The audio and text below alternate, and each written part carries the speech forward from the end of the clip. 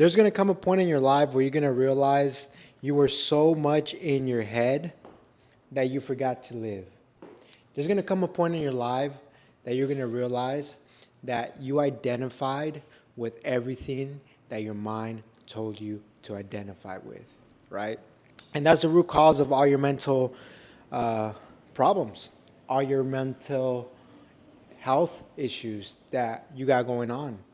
And look, my name is Eduardo Salvador Mejia Cardiel. I'm a barber. I've been doing it for 17 years. And you're probably wondering, what is a barber doing talking about the mind? What is a barber doing talking about how the mind works? Look, I'm a barber, and it's actually one of the best things that could happen to me or has happened to me is becoming a barber, right? Not because I cut hair, but because barbering has allowed me to really understand us humans. Barbering has allowed me to really understand how we are as the human animal, right? Barbering has taught me more about life than any classroom, any college, right, could possibly have taught me.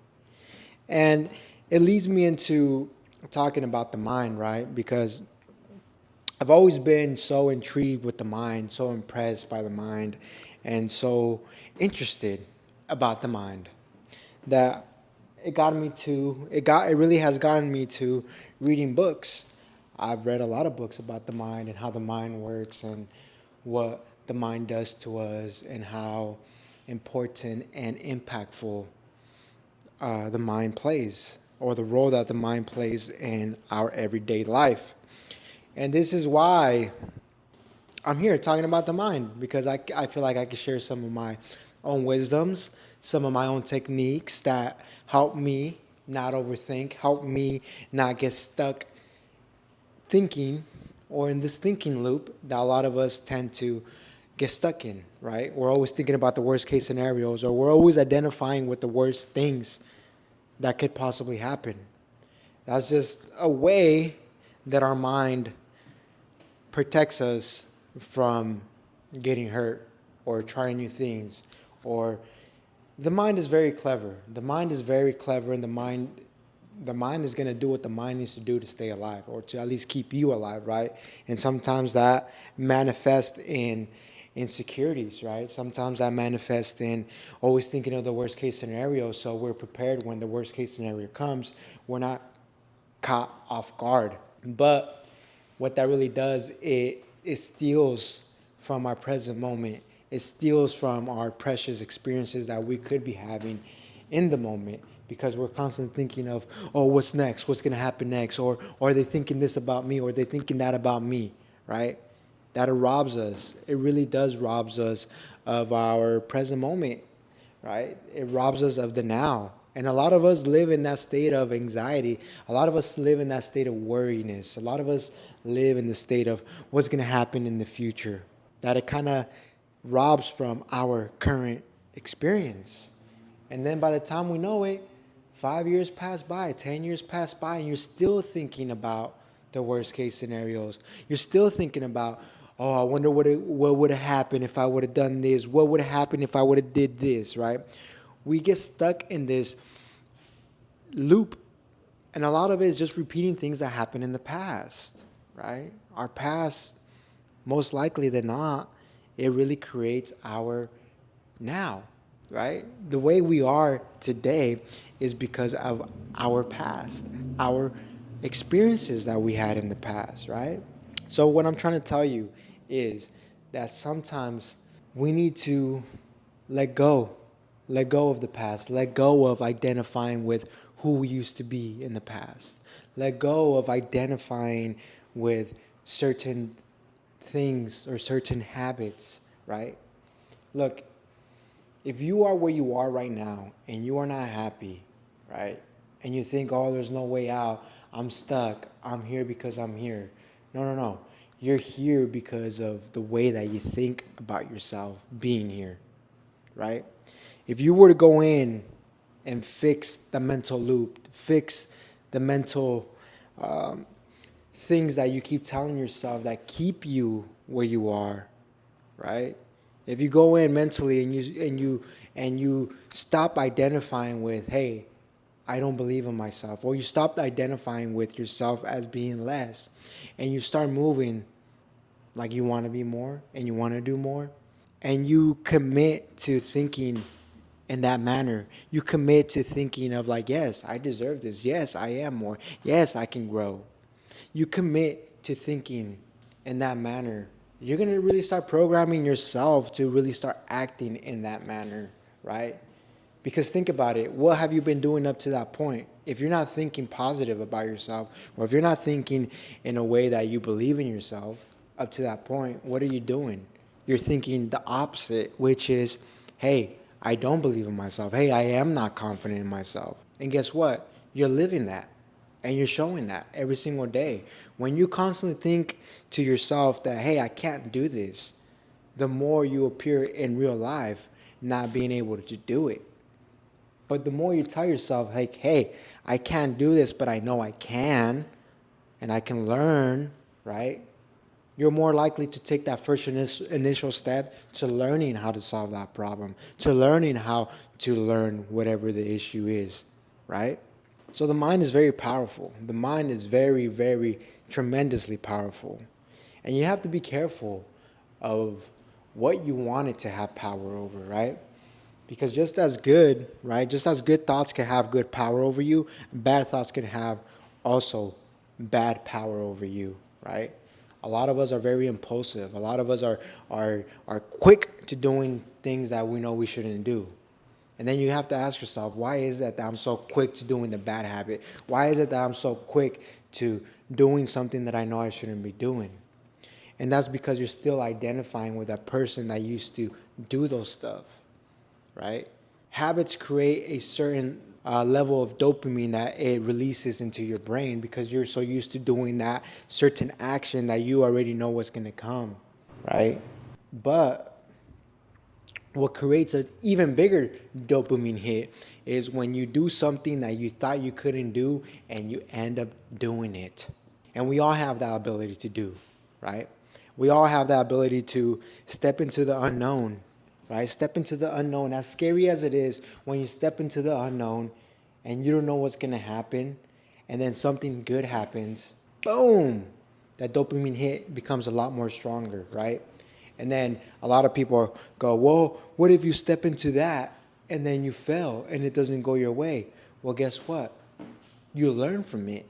You learn from it and you adapt and you approach it in a different angle. You approach it in a different way, right? But don't give up. You can't give up, especially if you haven't tried. Especially if you haven't tried going at a problem in several different ways, right? One way may not work for you, but the other way might work for you, right? Man. Mindset is it's crazy. It's crazy. Mindset, mental health, it is crazy, especially during these hard times, right? You see it more than ever. Everyone's living in their mind. They're not living in the present. I see it with my clients as a barber. I see clients when they're in their head thinking about things or when they're stressed out, right? I read the body language, I read the energy, I read their facial expressions, right? Which allows me to approach them in the right way. Hey man, what's going on? You okay? I feel you a little tense, you know? You always have to, as a barber, at least for me, right? Even as a human being, right?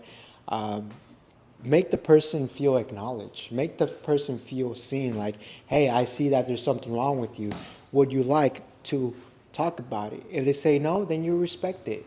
But most likely, if you make that person feel comfortable, they're going to open up to you, right?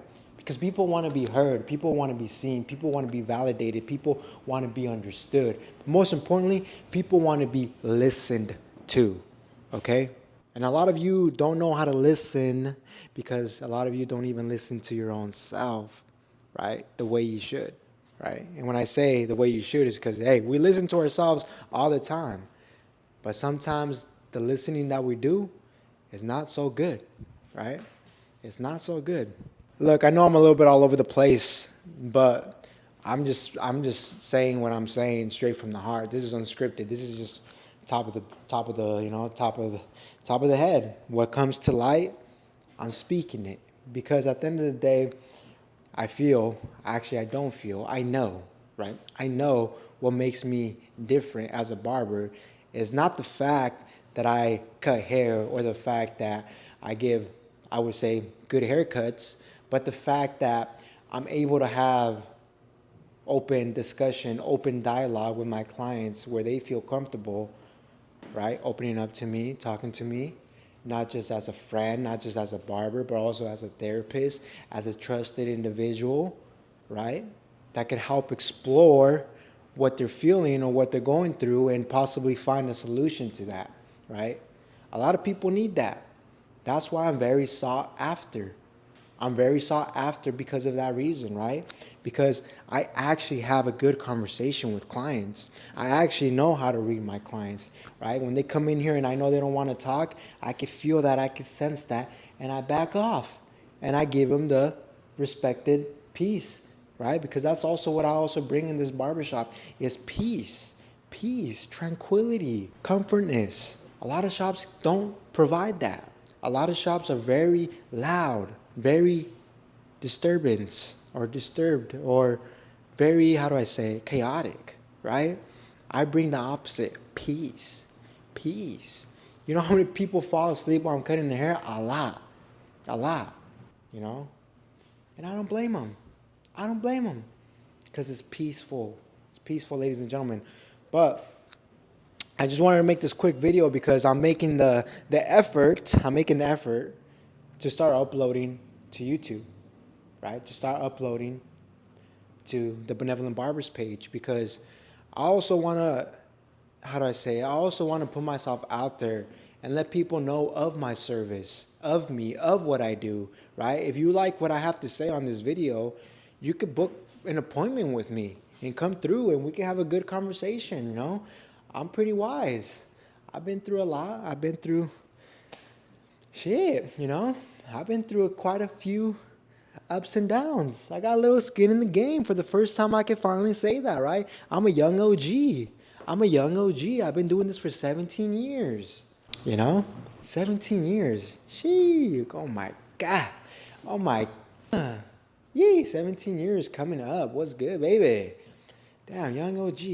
But yeah, hey, if you're in the Bay Area, San Jose area, and you're looking for a new barber, not one that just cuts your hair, not one that just sees you as a transaction, but one that actually cares about what you're going through, one that actually cares about what it's on your mind, one that actually motivates and inspires you and brings the peace and tranquility. Then, ladies and gentlemen, don't look any further. Benevolent Barbers here at your service, right? At your service. Sometimes you don't even need to get a haircut. Just book the consultation. We'll sit down, we'll talk. All right? This has been Eduardo Salvador Mejia, also known as your boy Ed, coming at y'all again with another brand new video. Brand new video. I'm back. And we're better. Let's go, baby.